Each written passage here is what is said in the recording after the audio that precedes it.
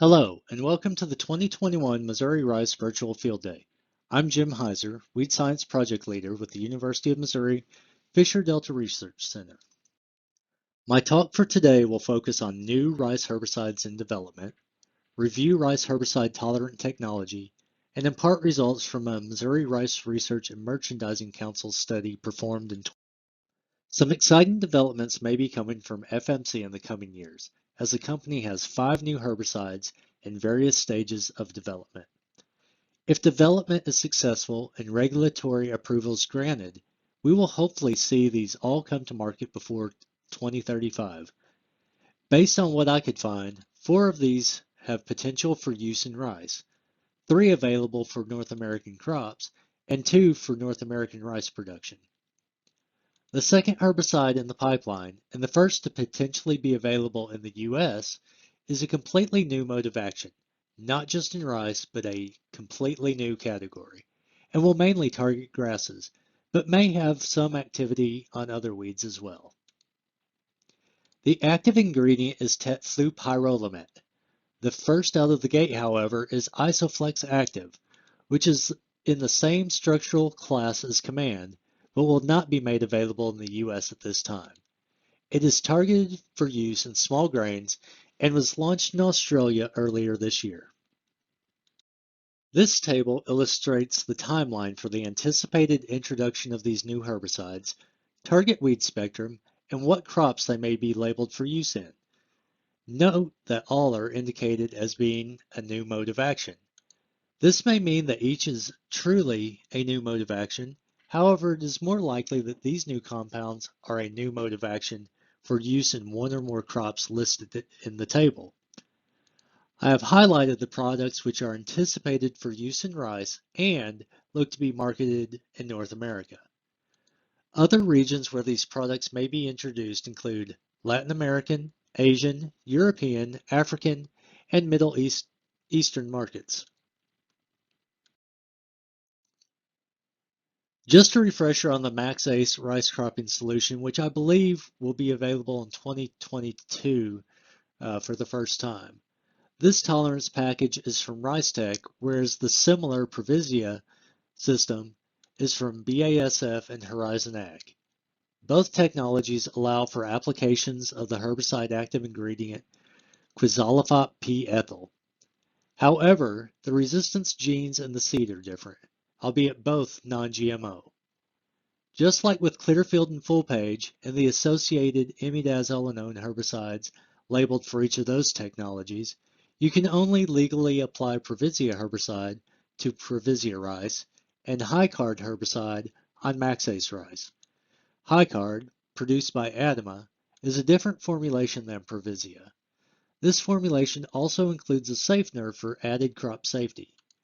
Both of these systems are meant to be used in rotation in front of either of the IMI technologies due to carryover potential and hopefully followed with soybeans in a 3-year rotation. As I already mentioned, High-Card is the only quizalofop herbicide labeled for use on MaxAce rice. The recommended use rates are the same as in the Previsia system, 13 to 15.5 fluid ounces per acre, with a season use total of 31 fluid ounces per acre. Applications should not be made before 2 leaves are fully emerged, and a second application should be made prior to panicle initiation, but no less than 10 days after the first application. Similar to the Clearfield, Full Page, and Previsia systems, 2 applications are required by stewardship agreement and to ensure the best odds of controlling red rice and volunteer rice due to their extended emergence patterns. As with all Group 1 grass herbicides, tank mixing with broadleaf herbicides carries a risk of diminished grass control. Apply grass and broadleaf herbicides with several days in between for best results, or check the label to determine which products can be tank mixed effectively. However, if you must tank mix, use the highest labeled rate of the grass herbicide. My second topic is covering the results of a study we performed in 2020. Although our grass pressure was light, I believe some trends we observed may be useful to transfer into your herbicide programs if you have not already. In many cases, controlling a weed before you see it can be less frustrating than trying to control a rapidly growing, emerged weed that is already competing with your crop. In rice, there are several post-emergent herbicides available for grass control. However, several of our most problematic grass species, notably barnyard grass and springletop species, have developed resistance to one or more of these herbicides.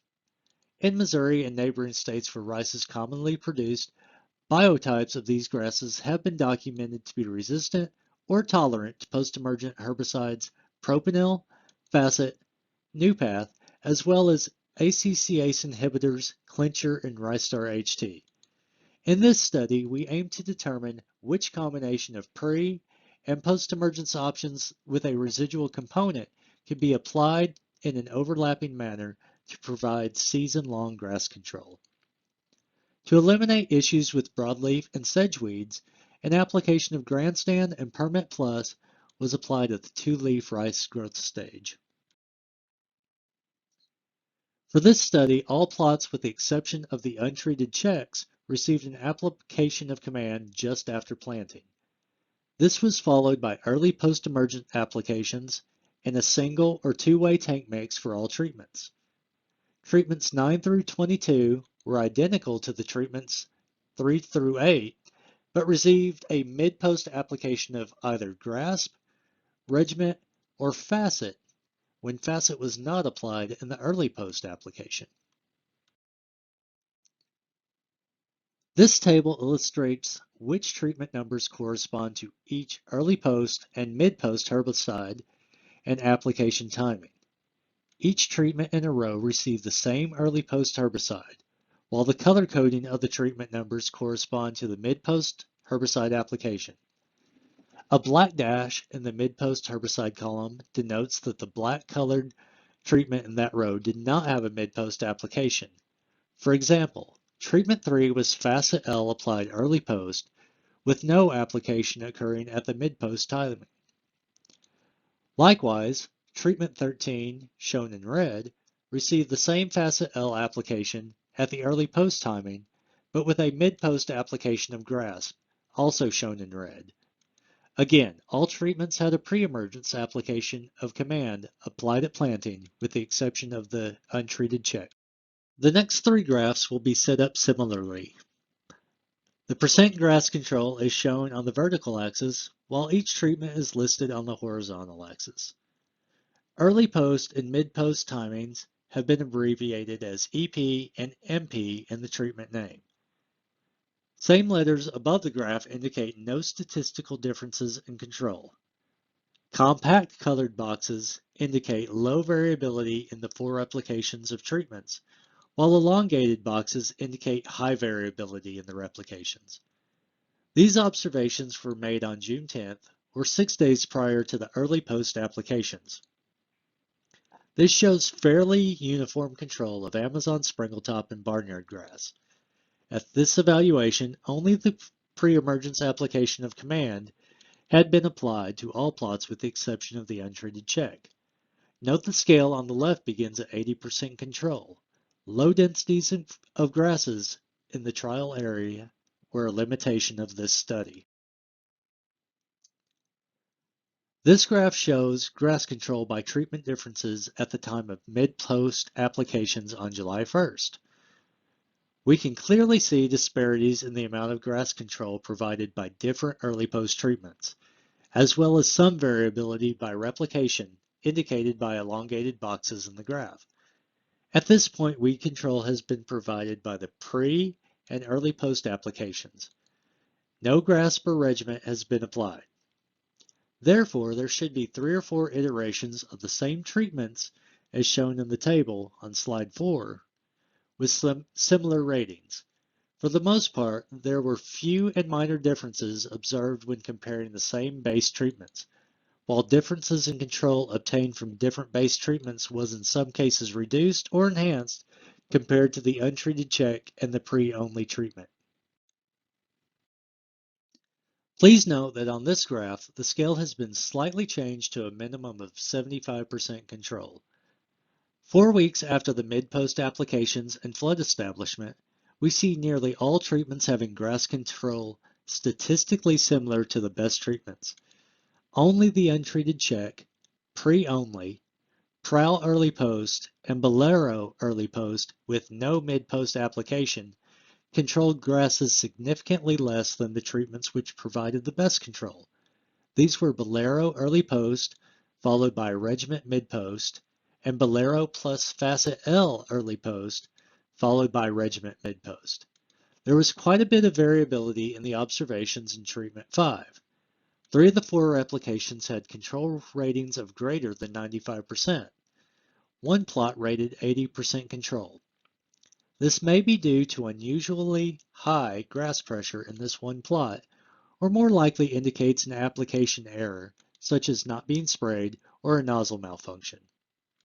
Here we can see the extent of control for each treatment during the entire evaluation period.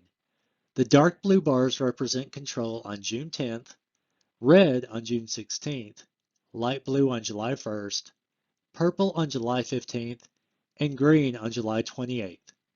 Percent control is shown on the x-axis and treatments shown on the y-axis. While differences in control under low weed densities were minor, we can see trends that should translate into situations with higher grass infestations. The command pre-only had a clear trend toward declining grass control throughout the evaluation period. Likewise, pre followed by early post treatments began to have worsening control ratings as the season progressed, indicating additional control was needed. Early post applications were applied on June 16th and mid-post applications on June 29th. Evaluations occurring on July 15th and July 28th clearly show the necessity of including the mid-post timing compared to pre followed by early post treatments with no mid-post.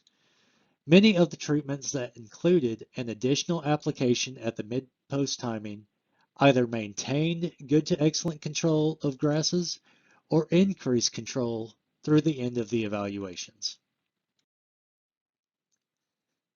Controlling grasses in a rice crop is essential for producing high yields, minimizing competition with the crop, and allows for an earlier harvest. Hopefully in the next few years we will see some new tools added to our arsenal to help combat these grassy weeds. Most producers do a good job of having command applied in a timely manner at planting. However, follow-up grass control can sometimes make or break a crop. The addition of another herbicide with soil residual activity for controlling grass applied before there are that many grass weeds emerged should be a best management practice for reducing the likelihood of uncontrolled grass and reducing the likelihood of developing resistance to post-emergence only grass herbicides. I can assure you the grass will be there. Control it before it becomes a problem. A cheap weed control program that results in a salvage treatment usually costs more than an expensive, properly executed weed control program. Overlapping residual herbicides has been shown to be an effective practice in other crops, and this should be no different in rice. I would like to thank my research specialist, Corey Cross, for his hard work and dedication the past 7 seasons, as well as Angelica Moore and Paige Towery for their help this summer. I would also like to extend my gratitude to the Missouri Rice Research and Merchandising Council for their continued funding and support, as well as for asking me to speak at this year's virtual field day. I hope that you found this information useful. If you have any questions or comments, feel free to call me at 573-379-5431 or follow us on Twitter at MUFDRCweeds. Thank you for viewing and have a great day.